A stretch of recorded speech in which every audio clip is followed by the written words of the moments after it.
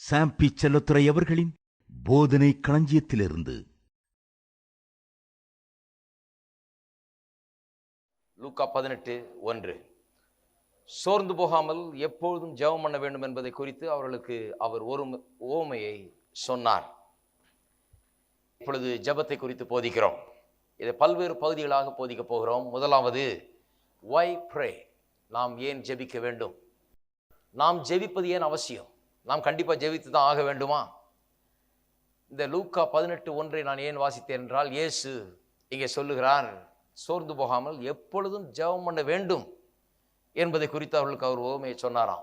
எப்பொழுதும் ஜெபம் பண்ண வேண்டும், ஜெபம் பண்ண வேண்டியது இருக்கிறது, ஜெபம் பண்ண வேண்டிய அவசியம் இருக்கிறது என்பதை குறித்து இயேசு இங்கே வலியுறுத்தி சொல்லுகிறார். அந்த உவமையை இப்போ பார்க்க போறதில்லை, பின்வரும் நாட்களிலே அதை நாம் ஆராய்வோம். ஜெபம் பண்ண வேண்டும், எல்லாரும் சொல்லுவோம், ஜெபம் பண்ண வேண்டும், நாம் ஜெபம் பண்ண வேண்டும். ஜான் வெஸ்லி அநேக ஆண்டுகள் முன்பதாக வாழ்ந்தவர், இந்த உலகத்தையே ஒரு பெரிய அசைவுக்குள்ளாக கொண்டு வந்தவர், அநேக ஆத்துமாக்களின் ரட்சிப்புக்கு அவர் பாடுபட்டவர், ஊழியம் செய்தவர். அவர் சொல்லுகிறார், மனுஷன் ஒன்றை கேட்காமல் தேவன் இந்த பூமியிலே ஒன்றையும் செய்வது இல்லை. மனுஷன் வேண்டிக் கொள்ளாமல் இந்த பூமியிலே தேவன் ஒன்றையும் செய்வது இல்லை. எப்பேற்பட்ட செய்யுங்க பாருங்க. Without a man asking, God does not do anything on this earth. மனுஷன் வேண்டிக் கொள்ளாமல் இந்த பூமியிலே தேவன் ஒன்றையும் செய்வதில்லை. இதுல முக்கியமான ஒரு வார்த்தை இருக்கும் என்றால் அது the earth என்கிற வார்த்தை. பூமியிலே எப்படி காரியங்கள் நடக்கும் என்பதை குறித்தான் நாங்கள் சொல்லிக் கொண்டிருக்கிறார். பூமியில எப்படி காரியங்கள் நடக்கும்? மனுஷன் கேட்டாதான் நடக்குமா? இந்த கருத்து எனக்கு பல வருஷங்களாக நான் வாசித்த போது எனக்கு விளங்காத புதிராக இருந்தது. இப்பேற்பட்ட பெரிய மனிதர்கள் நிறைய விளங்கி வைத்திருக்கிறார்கள், அதனால தான் அவர்கள் பெரிய மனிதர்கள். விளங்கி வைத்துக்கொண்டு ஒரே வார்த்தையில் சொல்லிட்டு அவங்க பாட்டு போயிட்டே இருக்கிறாங்க, நீ கண்டுபிடிச்சிக்கன்னு சொல்லி. ஆகவே நான் அதை தேட ஆரம்பித்தேன். ஏன் இப்படி சொன்னார்? இது உண்மையா? வேத வசனத்தின் அடிப்படையில் இது உண்மையா? வேத வசனம் இதை போதிக்கிறதா என்பதை அலசி ஆராய ஆரம்பித்தேன். எதை ஆரம்பிக்கிறதுனாலும் ஆதியாகமம் 1க்கு போறது பெட்டரு. ஆகவே ஆதியாகமம் 1ஆம் அதிகாரத்துக்கு நாம் செல்லுவோம். இன்றைக்கு முக்கியமாக ஏன் நாம் ஜெபிக்க வேண்டும் என்கிறதிலே முதல் பகுதி என்ன? நாம் கேட்காவிட்டால் இந்த பூமியிலே ஒன்றும் தேவன் செய்வதில்லை. அதுதான் முதல் காரணம். நாம் ஏன் ஜெபிக்க வேண்டும் என்கிறதுக்கு என்ன முதல் காரணம்? எல்லாரும் சொல்லுவோம், நான் கேட்காவிட்டால், ஒரு மனிதன் கேட்காமல் இந்த பூமியிலே தேவன் ஒன்றையும் செய்வதில்லை. அப்ப ஜெபம் எவ்வளவு அவசியமாய் விடுகிறது என்று பாருங்கள். நாம் கேட்கலன்னா ஒண்ணுமே நடக்க போறதில்லை இந்த பூமியில. இது உண்மையா என்று உங்களுக்கு ஆச்சரியமா இருக்கலாம். இப்படியே இருப்பாரா கடவுள்? கடவுள்னா அவர் சர்வ வல்லமை உள்ளவர், எல்லாவற்றையும் செய்ய வல்லவர், சர்வ ஞானி, எல்லாம் தெரியும், எல்லாம் முடியும், பேசாம செய்ய வேண்டியது தானே. எனக்காக ஏன் அவர் காத்துட்டு இருக்காரு? என்னால ஏன் காரியம் கேட்கணும்? நான் கேட்டாதான் செய்வேன், ஏன் அப்படி ஒரு காரியத்தை அவர் ஏற்படுத்தி இருக்கிறார்? இந்த கேள்விகளுக்கான பதில்களை நாம் கண்டுபிடிக்கும் போதுதான் இந்த அற்புதமான சத்தியம் நமக்கு மிகவும் விளங்கும். ஜெபத்திலே நாம் வல்லவர்களாக, ஜெபத்தை சரியான விதத்தில் உபயோகப்படுத்துகிறவர்களாக நாம் மாறுவோம். ஆதியாகமம் 1:26 இப்படி சொல்லப்பட்டிருக்கிறது, பின்பு தேவன், அதாவது தேவன் மனுஷனை சிருஷ்டிக்கு முன்னாலேயே சொல்றார் நோக்கத்தை, எதுக்காக சிருஷ்டிக்கிறார், எப்படி சிருஷ்டிக்க போறார் என்று. பின்பு தேவன், நமது சாயலாகவும் நமது ரூபத்தின்படியே மனுஷனை உண்டாக்குவோமாக, அவர்கள் சமுத்திரத்தின் மச்சங்களையும் ஆகாயத்து பறவைகளையும் மிருக ஜீவன்களையும் பூமி அனைத்தையும் பூமியின் மேல் ஊறும் சகல பிராணிகளையும் ஆளக்கடவர்கள். அவர்கள் ஆளக்கடவர்கள். எல்லாரும் சொல்லுவோம், அவர்கள் ஆளக்கடவர்கள். ஜான் வெஸ்லி சொன்ன அந்த சத்தியத்திற்கு அடிப்படை இதுதான். தேவன் இந்த பூமியை உண்டாக்கின போது, ஏற்படுத்தின போது, இந்த பூமியிலே காரியங்கள் எப்படி நடக்கும் என்பதையும் தீர்மானித்து விட்டார். தம்முடைய அனந்த ஞானத்தினால், அந்த அறிவு கட்டாத, நம்முடைய புத்தி கட்டாத அந்த ஞானத்தினால், அவருடைய மேலான ஞானத்தினால் ஒரு காரியத்தை தீர்மானித்து விட்டார். இந்த பூமியில எப்படி காரியங்களை செய்ய போகிறோம் என்பதை அன்றைக்கு அவர் தீர்மானித்து விட்டாராம். எப்படி இந்த பூமியில காரியங்கள் நடக்க போகிறது அதை ஒரு சமரி போல சொன்னார். 2 வார்த்தையில சொன்னா, அவர்கள் ஆளக்கடவர்கள். இந்த பூமியில ஒண்ணு நடக்கணும்னா அது மனுஷன் மூலமாக நடக்க வேண்டும். அவர்கள் ஆளக்கடவர்கள். எல்லாரும் சொல்லுவோம், அவர்கள் ஆளக்கடவர்கள். அவர்கள் ஆளக்கடவர்னு தேவன் சொன்ன உடனேயே தேவனுடைய வார்த்தை குறித்து கொஞ்சம் சற்று நாம் கவனமாய் புரிந்து கொள்ள வேண்டும். தேவனுடைய வார்த்தை சாதாரணமான காரியம் அல்ல. வானமும் பூமி ஒளிந்து போனாலும் அவருடைய வார்த்தை ஒளிந்து போவதில்லை. அவருடைய வார்த்தை என்றென்றைக்கும் நிலைத்திருக்கிறதாம், தலைமுறை தலைமுறையாக நிலைத்திருக்கிறது என்று சங்கீதக்காரன் சொல்லுகிறான். சங்கீதக்காரன் இன்னொரு இடத்துல சொல்லுகிறான், உம்முடைய சகல பிரஸ்தாபங்களை பார்க்கிலும் உம்முடைய வார்த்தையை நீர் மகிமைப்படுத்தினீர். அவரை குறித்த எல்லாவற்றை காட்டிலும் தேவன் அவருடைய வார்த்தையை தான் பெருமையை எண்ணுகிறார். அவர் வார்த்தையின் தேவன். வார்த்தையில் அவர் பெருமை கொள்கிறார். அவர் சொன்னா சொன்னபடி ஆகும். அவர் வாயை திறந்து சொல்லி விட்டார்னா திரும்பி அதை எடுப்பது இல்லை. அவர் மனுஷன் அல்ல பொய் சொல்றதுக்கு, மனுஷன் அல்ல தப்பா சொல்லிடுறதுக்கு. நீங்க நினைக்கலாம், என்னையா அப்படி செய்துட்டாரு, அவர்கள் ஆட கடவுட்டார், கடைசியில இவன் கொண்டு போய் பிசாசு என்ற தார வார்த்து விட்டான், அவருக்கு மைண்டை மாத்திருக்கலாம் இல்லையா? கர்த்தர் மைண்டை மாத்துகிறவர் அல்ல, அவருடைய அனந்த ஞானத்தின்படி தான் எல்லாத்தையும் செய்யறாரு. முட்டாள்தனமா எதையும் செய்யறது இல்லை. அவருக்கு பின் யோசனையே கிடையாது. இந்த ஞானமுள்ள தேவன், எல்லாவற்றையும் அறிந்திருக்கிற தேவன், அவருடைய ஞானத்திலே ஒன்றை தீர்மானித்து விட்டார், மனிதன் தான் ஆளணும், இந்த பூமி மனுஷனுக்கு தான் சொல்லி மனுஷனுக்கு விசேஷமாக இந்த பூமியில வாழத்தக்க ஒரு சரீரத்தை கொடுத்திருக்கிறார். பாருங்க, மண்ணினால் எடுக்கப்பட்ட அந்த சரீரம் மனுஷனுக்கு கொடுக்கப்பட்டிருக்கிறது. தேவன் ஆவியா இருக்கிறாரு. இந்த பூமியில மனுஷனை வச்சு அவருடைய ஆளுகையை இந்த பூமியில அமல்படுத்தும்படியாக மனுஷனுக்கு இந்த பூமியின் வாசியாக அவனை ஏற்படுத்தி அவனுக்கு ஒரு சரீரத்தை ஏற்படுத்தி இந்த பூமியில வைக்கிறார். அதை டிக்ரியா சொல்லுகிறார், அதை ஒரு பிரமாணமாக, ஒரு லாவாக அறிவிக்கிறார். இப்படிதான் பூமி இயங்க போகிறது. எப்படி இயங்க போகிறது? அவர்கள் ஆளக்கடவர்கள். அவர்கள் ஆளக்கடவர்னு சொன்ன பிறகு அவர் பின்வாங்குகிறவர் அல்ல. இல்ல இல்ல, நான் தப்பா சொல்லிட்டேன், ஐயோ தப்பு பண்ணிட்டோமே, இனிமே அவர்கள் ஆளக்கூடாது, இவன் எல்லாத்தையும் குழப்பிடுவான் போல இருக்கு, அதனால நானே எடுத்துக்கிறேன் அப்படின்னு சொல்லுகிறவர் அல்ல. அவர்கள் ஆளக்கடவர்னு சொன்னார்னா சொன்னதுதான். ஏனென்றால் அவர் சொன்னது அப்படியே மாத்திக்கிட்டே இருந்தார்னா அவருடைய எந்த வார்த்தையும் எந்த வாக்கு தத்துவத்தையும் நாம் நம்ப முடியாமல் போய்விடும். இருக்கீங்களா? ஆகவே வசனத்தை ஹேண்டில் பண்றதுல ரொம்ப ஜாக்கிரதையா இருக்கணும். அதை போட்டு நாம குழப்பிட்டு இருக்கக்கூடாது. அது ஸ்டெடியா இருக்குது, அது சொன்னது தான். கர்த்தர் குழம்புல, அதுக்கு கரெக்டா கவனிக்கணும். ஆகிய சிலர் கேட்கிறாங்க, கர்த்தர் இப்படி மாத்திருக்கலாம் இல்லையா? இப்படி இப்ப கர்த்தருக்கு ஐடியா சொல்றவங்க நிறைய பேர் இருக்காங்க. கர்த்தருக்கு ஐடியா சொல்றதை நிறுத்திட்டு கர்த்தர் சொல்ற மாதிரி வானங்களை நான் விரித்த போது நீ எங்கே இருந்தாய், இந்த கடலை நான் நில்லுன்னு சொன்னப்ப நீ எங்க இருந்தேன்னு கேட்கிறாரு. அதை கொஞ்சம் யோசித்து பார்க்கணும். நான் எங்க இருந்தேன், எனக்கு விளங்கல. ஏதோ கர்த்தர் ஏன் அப்படி செய்யல, கர்த்தர் ஏன் ஆளுகையை தான் எடுத்துக்கொள்ளவில்லை என்கிறதை கேள்வியே நாம் கேட்கக்கூடாது. ஏனென்று சொன்னால் தேவன் தம்முடைய அனந்த ஞானத்தின்படி அப்படி செய்திருக்கிறார். அது காரண காரியங்கள்லாம் நான் சொல்லிக் கொண்டே வருகிறேன். சொன்னார்னா சொன்னதுதான், அது சொல்லிவிட்டார், சொன்னபடியே அப்படியே நடந்து விட்டது. மனுஷன் கையில ஒப்பு கொடுத்துட்டார் பூமியை கர்த்தர் மனுஷனுடைய கரத்தில் ஒப்பு கொடுத்தாராம்.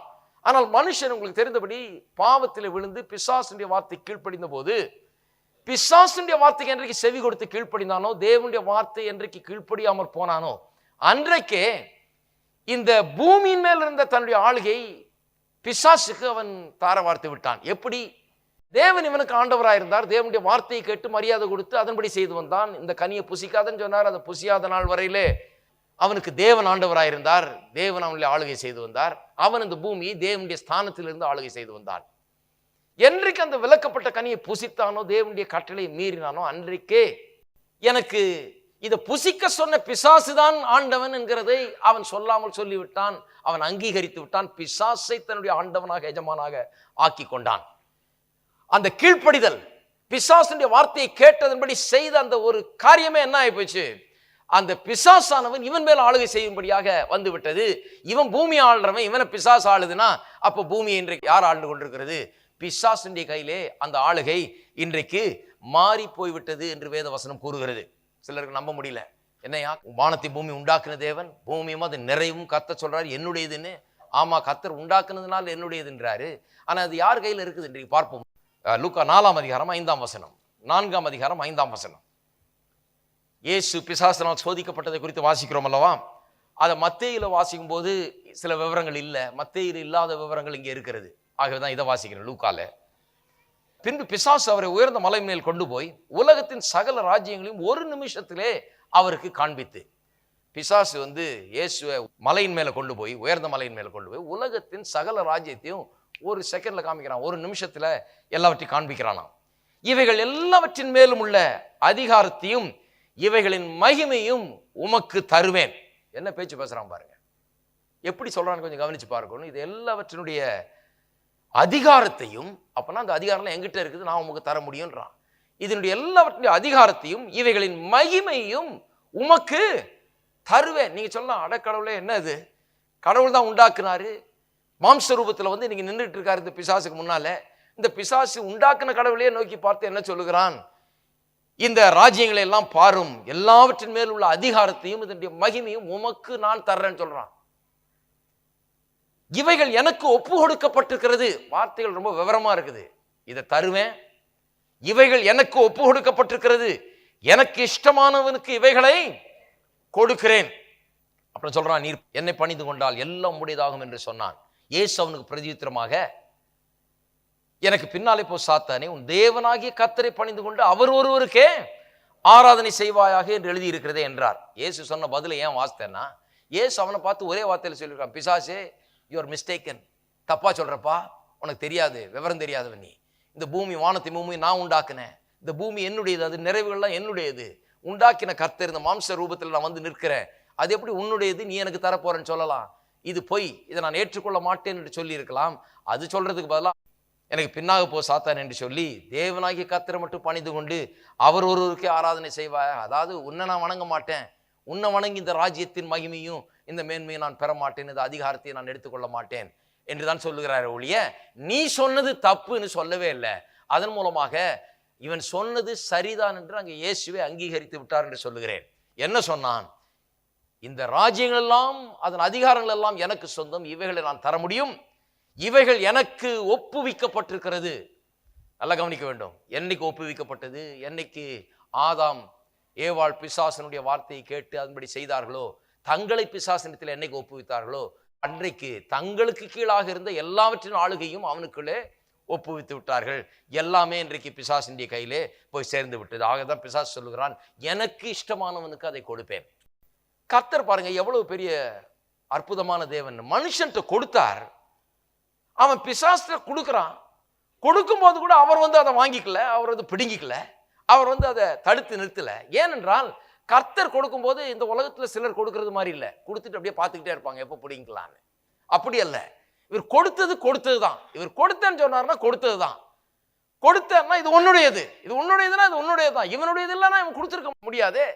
இவனுடையது இல்லைன்னா ஆதாமுடையதா இல்லாவிட்டால் அவன் அங்கே பிசாசினிடத்தில் ஒப்புவித்திருக்க முடியாது. பிசாசு இன்னைக்கு இயேசுவை பார்த்து என்னிடத்தில் இவைகள் ஒப்புவிக்கப்பட்டது என்று சொல்ல முடியாதே.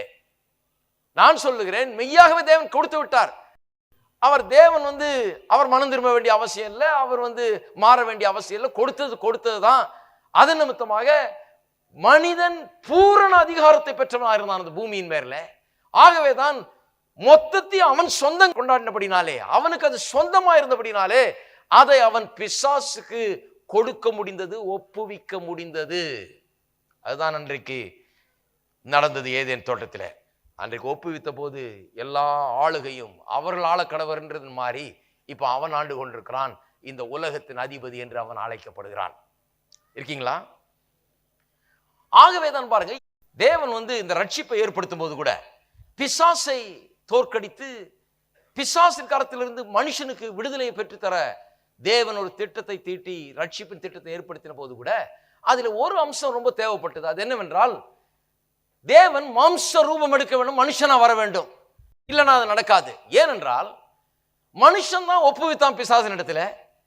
மனுஷனுக்கு பிரதிநிதியா ஒருத்தன் வந்து, மனுஷனுடைய சந்ததியில பிறந்தவன் ஒருவன் வந்து பிசாசின் இடத்துல நின்று இது எங்க அப்பன் சொத்து எனக்கு தான் சொல்லி திரும்ப அவன் தான் கேட்க வேண்டும் ஒழிய, வானத்தில் இருக்கிற பிதாவாகிய தேவன் இறங்கி வந்து நீ என்ன கொடு, என்னது நீ அப்படி எடுக்கலாம், நான் மனுஷன் கொடுத்து வச்சிருந்தேன் நீ அப்படிங்கிட்ட கொடுன்னு கேட்டா அது சட்டவிரோதமாகி விடும். தேவன் சட்டத்தை அவரே கரப்பிடிக்கிறவர்.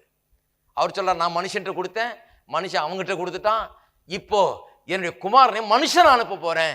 எதுக்கு அனுப்ப போறேன்? மனுஷனுக்கு தான் அதிகாரம் இருக்கிறது. போய் அதை தட்டி கேட்டு அவனுடைய கையில பறித்து பிடுங்கி திரும்ப கொண்டு வந்து மனுஷனுக்கு கொடுப்பதற்கு மனுஷனுக்கு தான் அதிகாரம் இருக்கிறது என்று சொல்லி மனுஷனாக தம்முடைய சொந்த குமாரனை இந்த பூலோகத்தில் அனுப்புகிறார். That is the reason for incarnation. இந்த மனு அவதாரம் என்று சொல்லப்படுவதற்கு காரணமே இதுதான். பாருங்க, சிலர் நினைக்கிறாங்க மனு அவதாரம் எதுக்குங்க, விளங்கல. பாருங்க அவங்களுக்கு ஏன் மனு, ஏன்னா இது விளங்கல. மனு அவதாரம் ஏன் என்று சொன்னால், மனுஷன் தான் கொடுத்துட்டான், இப்போ திருப்பி கேட்கறதுக்கு ஒரு மனுஷன் வேணும். அதை யாராவது ஒரு மனுஷனை விட்டா கேட்டு போறாங்க. எந்த மனுஷனுக்கும் நாதி இல்லையே. எல்லா மனுஷனும் பாவத்திலே மூழ்கி கொண்டிருக்கிறார்கள். எல்லாரும் பலனற்றவர்களாக இருக்கிறார்கள். எல்லாரும் பாவம் செய்து ஏகமாய் கெட்டு போனார்கள். ஒருவனும் நீதிமான் இல்லை, ஒருவனும் நன்மை செய்கிறவன் இல்லை. ஒரு மனுஷனிடத்திலும் பிசாசுக்கு எதிராக நிற்கக்கூடிய பலனோ திராணியோ கிடையாது. மனுவர்க்கம் முழுவதும் இந்த பொல்லாங்கனுக்குள் அடங்கி கிடக்கிறது, அவனுடைய கிடுகு பிடியில கிடக்கிறது என்று வேதவசனம் சொல்லுகிறது. ஒரு மனுஷனு கூட இந்த மனுவர்க்கத்தை விடுவிக்கிறதுக்கு ஒரு பிரதிநிதியா எழும்பி நின்று ஒரு போராட்டத்தை ஆரம்பிச்சு பிசாசுக்கு எதிர போய் நின்று பிசாசை எங்க சொத்தை நீ எப்படி எடுக்கலாம்னு சொல்லி கேட்கக்கூடிய அதிகாரத்தில் இல்லை. எல்லா மனுஷரும் பாவிகளானபடினாலே பாவத்து நிமித்தமாக பிசாசுக்கு அடிமைகளாகி விட்டார்கள் என்பதுதான் வேத வசனத்தின் சத்தியம். இதெல்லாம் சம்மரைஸ் பண்ணி சொல்லுகிறேன் நான். ஆகவேதான் பாவத்தின் பிடியில இல்லாத ஒரு மனுஷன், பிசாசின் அதிகாரத்துக்கு கீழ் இல்லாத ஒரு மனுஷன் உண்டாக வேண்டியதா இருந்தது. அதற்காக தான் கன்னியின் வயிற்றில் பிறந்தார், மனுஷனுடைய உதவி இல்லாமல். ஏனென்றால் ஒரு மனுஷன் மூலமாக பாவம் உலகத்திலே பிரவேசித்தது. அது என்னன்னு தெரியல பாருங்க. பெண்ணு தான் முதல்ல எடுத்து சாப்பிட்டா, இருந்தா கூட மனுஷனை தான் சொல்லுது. ஒரு மனுஷன் மூலமாக பாவம் உலகத்திலே பிரவேசித்தது. ஒரு மனுஷன் மூலமா பாவம் பிரவேசித்ததுனால மனுஷனுடைய உதவி, ஆணினுடைய உதவியோடு பிறந்த எந்த ஒருவனும் பாவத்துக்கு அடிமைப்பட்டவனாயிருக்கிறான். அவன் மூலமாக தான் இந்த பாவ சுவாபமே பிள்ளைக்கு வருகிறது. பாவத்தை பிள்ளைகள் சுதந்திரித்துக் கொள்கிறது. எப்படி? எல்லாரும் ஒரு ஆணின் உதவியோடு இந்த உலகத்தில் பிறக்கிறார்கள். ஆகவேதான் தேவகுமாரனாகிய இயேசு கிறிஸ்து ஒரு ஆணின் உதவி இல்லாமல் பரிசுத்த ஆவியானவரின் உதவியை கொண்டு மாம்ச ரூபம் எடுக்கிறார். ஆணின் உதவி இல்லை. ஆணின் உதவி இல்லாதனால அவர் பாவமற்றவர். அவர் பாவமற்றவராக இருக்கிறபடினாலே பிசாசின் அதிகாரத்துக்கு கீழ்ப்பட்டவர் அல்ல.